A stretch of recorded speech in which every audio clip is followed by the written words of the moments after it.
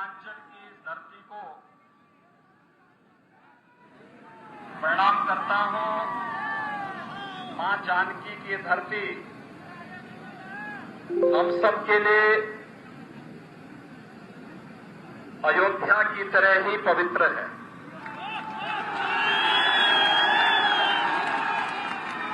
भाइयों बहनों, हम सब जानते हैं कि मर्यादा पुरुषोत्तम भगवान श्री राम माता जानकी के बगैर अधूरे माने जाते हैं, इसलिए जय सीताराम कहते हैं। जय श्री राम के पीछे भी यही भाव है और हम सब के लिए एक पवित्र भाव के साथ मां जानकी की धरती उसी आस्था और उसी श्रद्धा की प्रतीक होने के नाते मैं सचमुच अपने आप को बहुत गौरवशाली मानता हूं और आनंद की अनुभूति कर रहा हूं कि मां जानकी की इस पावन धरती पर आकर के आप सबके साथ संवाद बनाने का मुझे एक अवसर प्राप्त होना है। आज के इस चुनावी सभा में उपस्थित भारतीय जनता पार्टी के आज के इस मंच पर उपस्थित हमारे प्रत्याशी श्रीमान नीतीश मिश्रा जी, राजनगर से प्रत्याशी श्रीमान रामप्रीत पासवान जी, माननीय सांसद झंझारपुर श्रीमान रामप्रीत मंडल जी, पूर्व सांसद और हमारे साथ संसद में रहकर के जिन्होंने बिहार की और इस क्षेत्र के विकास की आवाज को बड़ी प्रखरता के साथ उठाते थे, सम्मान्य श्री मंगलीलाल मंडल जी, श्री राम जन्मभूमि मंदिर के लिए 1989 में जब पहली बार शिलान्यास का कार्यक्रम संपन्न हुआ था तो इसी माटी के सपूत पूर्व सांसद श्री कामेश्वर चौपाल जी को यह सौभाग्य प्राप्त हुआ था। आज वे यहां पर हैं, मैं उनका हृदय से अभिनंदन करता हूं। भारतीय जनता पार्टी के अध्यक्ष सियाराम शाह जी, जिला प्रभारी जन्मेजय सिंह जी, प्रदेश मंत्री प्रवीण दास दाती जी, मुन्ना भंडारी जी, राम सुंदर यादव जी, सहदेव शाह जी, श्रीमती अमृता भूषण जी, उदय कुमार चौधरी जी, अशोक साहनी जी, चंद्रकांत सिंह कुशवाहा जी, चंद्रवीर कामत जी, अरुण कुशवाहा जी, भारतीय जनता पार्टी और जदयू से जुड़े हुए सभी पदाधिकारीगण और भारी संख्या में उपस्थित विधानसभा क्षेत्र से जुड़े हुए सभी उपस्थित भाइयों बहनों, मिथिलांचल की इस धरती पर मां जानकी की इस पावन धरा को कोटि कोटि नमन करते हुए मैं आप सबका हृदय से अभिनंदन करता हूं।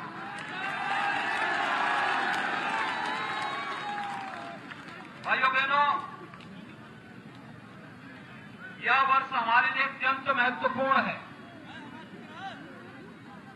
महत्वपूर्ण इसलिए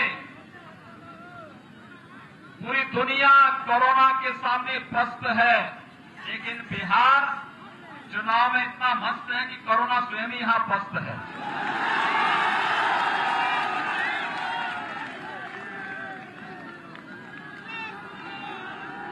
कल मैं देख रहा था बिहार के उत्साह को, कोरोना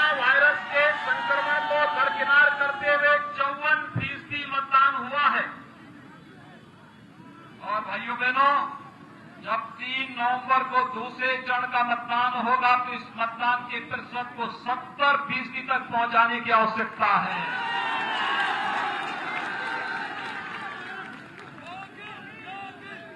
देश के यशस्वी प्रधानमंत्री आदरणीय नरेंद्र मोदी जी ने 2 बातें जरूर कही हैं। एक, उन्होंने कहा कि बीमारी और अग्नि को कभी भी हल्के से नहीं लेना चाहिए, यानी इनसे बचाव जितना हो सकता है उतनी सावधानी बरतने की आवश्यकता है। और भाइयों बहनों, जब तक दवा या वैक्सीन हमारे पास स्वयं नहीं आ जाती है, तब तक हर हाल में बचाव ही सर्वोत्तम उपाय है। और बचाव के लिए 2 गज की दूरी और मास्क जरूरी का पालन हमें करना ही होगा। इसका पालन करने का आह्वान आप सबसे करूंगा। भाइयों बहनों, एक तरफ कोरोना महामारी से लड़ते हुए आप सबके उत्साह ने दुनिया के सामने एक नई नजीर प्रस्तुत की है, और दूसरी तरफ 500 वर्षों की देश और दुनिया की एक जो ठीस थी, अयोध्या में भगवान राम के भव्य मंदिर के निर्माण के कार्य का शुभारंभ आदरणीय प्रधानमंत्री जी के कर कमलों से 5 अगस्त 2020 को प्रारंभ हो चुका है। इसके लिए मिथिलांचल वासियों को बधाई देने और अभिनंदन करने के लिए आया। और मैं सही बता रहा हूं कि मेरी हार्दिक इच्छा थी कि श्रीमान कामेश्वर चौपाल जी की तरह ही आपकी उपस्थिति भी इस अवसर पर अयोध्या में हो।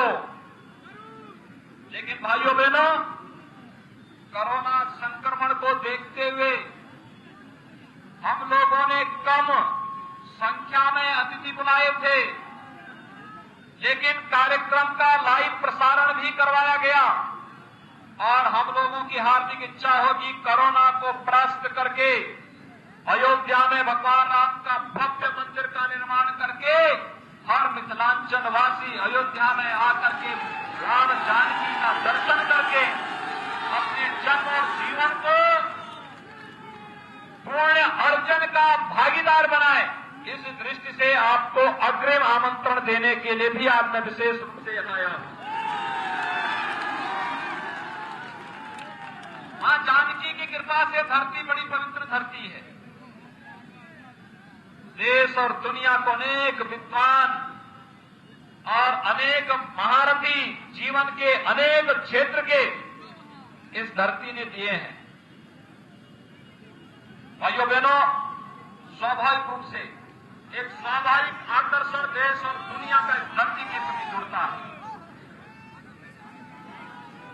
राज्य व्यवस्था का संचालन कैसे होता है, मिथिला उसका एक उदाहरण है। महाराज मिथि से प्रारंभ चली परंपरा किस रूप में आदर्श राज्य के संचालन का आदर्श बनती है, और वही तो कार्य आज प्रधानमंत्री मोदी जी के नेतृत्व में भारत की सरकार और नीतीश कुमार जी के नेतृत्व में बिहार की सरकार वही कार्य करते हुए देश और दुनिया के सामने नए नए मानक और नए नए आदर्श बनाते जा रहे हैं। भाइयों बहनों, पूरी दुनिया कोरोना से त्रस्त है, लेकिन भारत के अंदर प्रधानमंत्री मोदी जी के नेतृत्व में लिए गए समयबद्ध निर्णय और देश के व्यापक हित में उठाए गए कदमों ने आज भारत को एक सुरक्षित स्थिति में पहुंचाया है। कोरोना कालखंड में गरीब कल्याण पैकेज की घोषणा करके 80 करोड़ लोगों को देश के अंदर खाद्यान्न की गारंटी देना, जनधन अकाउंट धारी माताओं के अकाउंट में धनराशि हर महीने उपलब्ध करवाने की व्यवस्था करना, प्रधानमंत्री प्रधानमंत्री किसान सम्मान निधि से जुड़े हुए किसानों के खाते में धनराशि सीधे उपलब्ध करवाने की व्यवस्था करना, और यही नहीं, आत्मनिर्भर भारत पैकेज के अंदर 20 लाख करोड़ रुपए का पैकेज देश के अंदर अलग अलग क्षेत्र को देकर के कोरोना के खिलाफ देश की लड़ाई को जिस प्रभावी ढंग से प्रधानमंत्री मोदी जी ने आगे बढ़ाया है, भाइयों बहनों, ये हमारी सबसे बड़ी ताकत है। और दुनिया आश्चर्य और विस्मय की निगाहों से देख रहा है कि इतनी बड़ी आबादी, 135 करोड़ की आबादी को प्रधानमंत्री नरेंद्र मोदी जी ने कैसे सुरक्षित स्थिति में पहुंचाने का कार्य किया है। भाइयों बहनों, आज परिवर्तन देखने को मिल रहा है। याद करिए, 15 वर्ष पहले बिहार की स्थिति क्या हो गई थी। बिहार के नौजवानों के सामने पहचान का संकट आया था,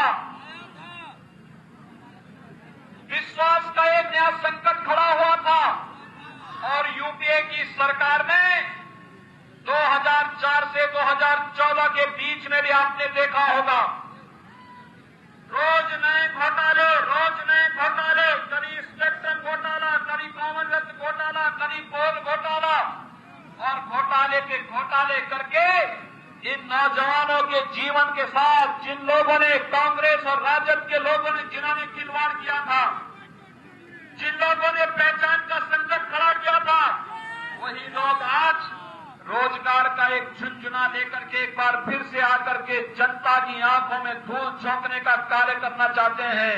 इसलिए भाइयों बहनों, बिहार की ऊर्जा का लोहा देश और दुनिया मानती है। इनके इस रोजगार के झुनझुने में जाने की आवश्यकता नहीं। हम सब इस बात को जानते हैं, पहचानते हैं। ये लोग धोखा करने वाले लोग हैं। इन्होंने देश के साथ धोखा किया। इनके लिए तो देश महत्वपूर्ण नहीं, समाज भी महत्वपूर्ण नहीं, इनके लिए स्वयं का परिवार महत्वपूर्ण है।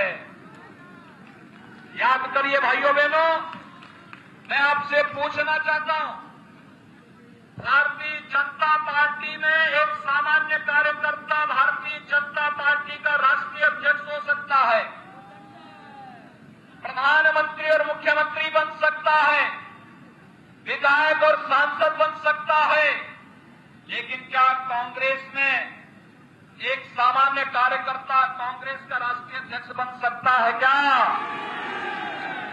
क्योंकि वहां तो एक ही परिवार के लोगों को बनना है। और क्या ऐसे ही राजद के अंदर भी क्या कोई बाहर का कोई व्यक्ति वहां का अध्यक्ष बन सकता है क्या?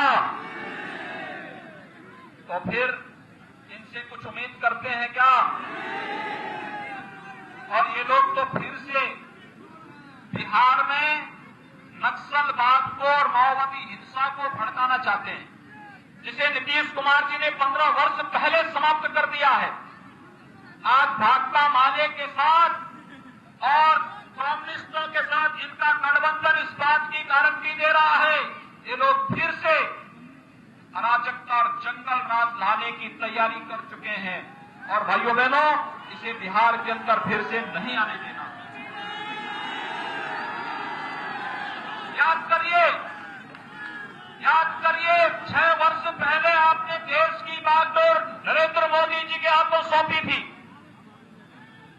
और 6 वर्ष के अंदर प्रधानमंत्री मोदी जी ने 3 करोड़ गरीबों को एक आवास उपलब्ध कराया, 4 करोड़ गरीबों को विद्युत के निःशुल्क कनेक्शन उपलब्ध करवाए, 8 करोड़ गरीबों को रसोई गैस का निःशुल्क कनेक्शन उपलब्ध करवाया, 10 करोड़ गरीबों के लिए एक शौचालय उपलब्ध करवाए, 15 करोड़ गरीबों को प्रधानमंत्री मुद्रा योजना से लोन उपलब्ध करवा करके आर्थिक स्वावलंबन की ओर लेकर के गए, 35 करोड़ गरीबों के लिए जनधन अकाउंट खोल करके उन्हें आर्थिक स्वावलंबन की ओर अग्रसर किया, 12 करोड़ किसानों के खाते ने प्रधानमंत्री किसान सम्मान निधि के साथ जोड़ने का कार्य किया और 50 करोड़ गरीबों को आयुष्मान भारत में 5 लाख रुपए सालाना स्वास्थ्य बीमा का कवर देने के साथ ही कोरोना कालखंड में और अभी भी 80 करोड़ लोगों को निःशुल्क खाद्यान्न उपलब्ध कराने का कार्य कोई कर रहा है। प्रधानमंत्री मोदी जी के नेतृत्व में भारतीय जनता पार्टी और जदयू गठबंधन कर रहा है। मैं पूछना चाहता हूं, भाइयों बहनों, पूछना चाहते हैं कांग्रेस और राजद के गठबंधन को, इनको भी देश के अंदर शासन करने का अवसर प्राप्त हुआ था। इन्होंने कौन से लोक कल्याणकारी कार्य किए? इन्होंने देश में समस्याएं जरूर दी, बेईमानी इन्होंने फैलाई, भ्रष्टाचार इन्होंने फैलाया, परिवारवाद इन्होंने फैलाया, जातिवाद इन्होंने फैलाया, नक्सलवाद इन्होंने फैलाया, आतंकवाद इन्होंने किया और नारी गरिमा को भी ठेस इन्होंने पहुंचाई। प्रधानमंत्री मोदी जी ने जब 2019 में दूसरी बार प्रधानमंत्री पद की शपथ ली थी, तब उन्होंने कहा था कि पहले 5 वर्ष देश के गरीबों के कल्याण के लिए, अगले 5 वर्ष भारत के उत्थान के लिए, भारत को दुनिया की एक महाशक्ति बनाने के लिए हम लोग कार्य करेंगे। और भाइयों बहनों, उसकी शुरुआत होती है नारी गरिमा और सुरक्षा से। यद्यपि पहले अपने कार्यकाल में उन्होंने नारी गरिमा और के लिए तमाम कार्यक्रम किए, बेटी बचाओ बेटी पढ़ाओ का कार्यक्रम रहा हो, या फिर 10 करोड़ परिवारों को शौचालय देकर के न केवल स्वस्थ रहने की बल्कि नारी गरिमा की रक्षा का अभियान उन्होंने प्रारंभ किया। अभी तो अगले चरण में भाइयों बहनों 3 तलाक की कुप्रथा को सदैव के लिए समाप्त करने का कार्य भी किसी ने कहा, प्रधानमंत्री मोदी जी ने किया। नहीं तो इससे पहले आधी आबादी को अपमानित होना पड़ता था, लेकिन प्रधानमंत्री मोदी जी ने 3 तलाक की कुप्रथा के लिए सदैव के लिए उस पर प्रतिबंध लगा करके, समाप्त करके नारी गरिमा की रक्षा भी 3 तलाक की कुप्रथा पर लगाम लगा करके करने का कार्य किया प्रधानमंत्री मोदी जी ने किया। और भाइयों बहनों, देश के अंदर इससे पहले आपने देखा होगा, मुंबई में जब आतंकी हमला हुआ था, उस आतंकी हमले के समय देश इस बात को बोलता था कि ये पाकिस्तान का कायराना हरकत है, पाकिस्तान को जवाब दिया जाना चाहिए। कांग्रेस नेतृत्व मुंह छुपाए फिरता था और कहता था नहीं, पाकिस्तान के खिलाफ कोई कार्रवाई नहीं करेंगे क्योंकि कहीं पाकिस्तान एटम बम का उपयोग न कर ले। भाइयों बहनों, याद करिए, जब कश्मीर के अंदर सीआरपीएफ के एक काफिले पर एक आतंकी हमला हुआ था, पाकिस्तान का नाम सामने आते ही भारत के बहादुर जवान पाकिस्तान के अंदर घुस करके आतंकी कैंपों को नष्ट करने का कार्य मोदी जी के समय में करते हैं। ये भारत, ये है नया भारत, ये है न्यू इंडिया। हमने भारत के स्वाभिमान और सम्मान के साथ खिलवाड़ करने की छूट किसी को नहीं दी, और चाहे पाकिस्तान हो या चाहे कोई हो, अगर भारत की तरफ टेढ़ी नजरों से देखने का दुस्साहस करेगा तो फिर उसका मुंहतोड़ जवाब देने के लिए हमारी बात को सेना खड़ी है। और ये कार्य प्रधानमंत्री मोदी जी के नेतृत्व में आज भारत पूरी मजबूती के साथ कार्य कर रहा है। भाइयों बहनों, यही नहीं, इससे पहले बिहार का कोई व्यक्ति अगर जम्मू कश्मीर के अंदर सर्विस करता था, अगर उसकी इच्छा होती थी कि एक घर यहां भी बना लो, नहीं बना सकता था। कांग्रेस ने आपको इस अधिकार से वंचित किया था। प्रधानमंत्री मोदी जी ने और बिहार वासी को अधिकार दे दिया कि अगर वो चाहे तो जम्मू कश्मीर के अंदर भी अपना जमीन खरीद सकता और मकान बना सकता है। कश्मीर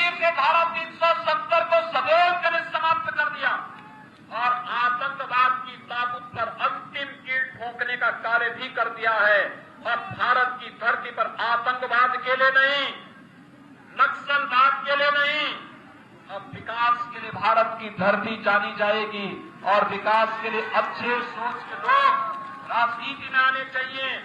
इसी जिससे विधानसभा के चुनाव में हम सब आपके बीच आए हैं। भाइयों बहनों, आपने देखा होगा पिछली विधानसभा चुनाव में अगर नीतीश मिश्रा जी को आपने 1000 वोट और बढ़ा करके दे दिए होते तो वे फिर से यहाँ के विधायक होते। लेकिन 2015 की चूक का बदला लेने का अवसर आपके पास है 2020 में।